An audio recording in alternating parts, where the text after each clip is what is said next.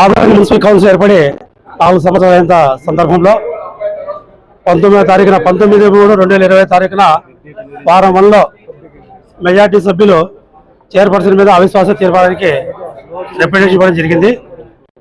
దాన్ని ఆధారం చేసుకుని జిల్లా కలెక్టర్ గారు 16/4/2025 ఉదయం 10:30 గంటలకి మున్సిపల్ కౌన్సిల్ హాల్లో అవిశ్వాస తీర్మానం పైన సమావేశం ఏర్పాటు చేసి ఓటింగ్ తీసుకొని చేసిన ఉత్తర్వు ప్రకారము ఈరోజు మన సబ్ కలెక్టర్ మరియు స్పెషల్ ఆఫీసర్ ప్రిసైడింగ్ ఆఫీసర్ అయినటువంటి మౌర్య భరద్వాజ్ ఐఏఎస్ గారు మీటింగ్ కండక్ట్ చేశారు.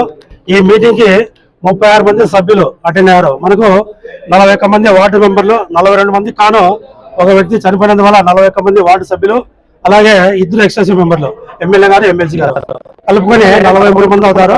ఈ 43 మందిలో ఈరోజు 36 మంది ఈ సమావేశానికి హాజరయ్యారు. ఒక 7 మంది మాత్రమే దూరంగా ఉన్నారు.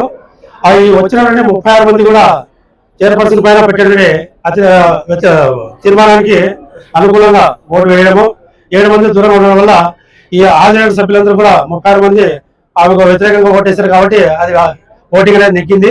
కాబట్టి ఇచ్చినటువంటి రిప్రజెంటేషన్ పైన ఓటింగ్ నెక్కిందని మన president officer special officer sub collector గారు అనౌన్స్ చేసేసి ఈరోజు సంవత్సరం ముగించి వెళ్ళిపోయారు. కాబట్టి చైర్పర్సన్ మీద చేసినటువంటి అవిశ్వాసము నెక్కింది. కాబట్టి ఇది district collector, CDMA commissioner director municipal administration, అలాగే ఎలక్షన్ కమిషన్ వారికి ఈ రోజే సమావేశం మినిట్స్ మేము పంపించేస్తాము.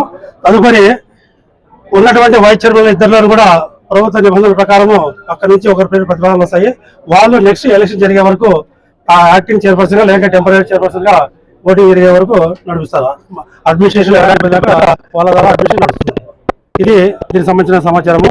నాగరికృష్ణ, మున్సిపల్ కమిషనర్, ఆదూరు మున్సిపల్.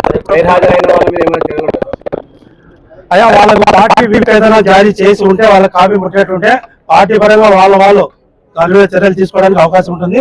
అలాగే ఎవరైతే గైర్హాజరైంటారో పార్టీ విప్ తీసుకున్న తర్వాత ఎవరైతే విప్ జారీ చేసారో అలాంటి వ్యక్తి ప్రెసిడెంట్ ఆఫీసర్ కి సమావేశం జరిగిన 3 రోజుల లోపల వాళ్ళు ఏదైనా వాళ్ళ మీద నోటీస్ ఇవ్వగలిగితే దానిపైన ప్రెసిడెంట్ ఆఫీసర్ ఏదైతే ఉన్నారో వాళ్ళకు నోటీస్ ఇచ్చి ఎక్స్ప్లెనేషన్ కాన్వర్ట్ చేసుకొని తదుపరి చర్యలు తీసుకోవడం జరుగుతుంది.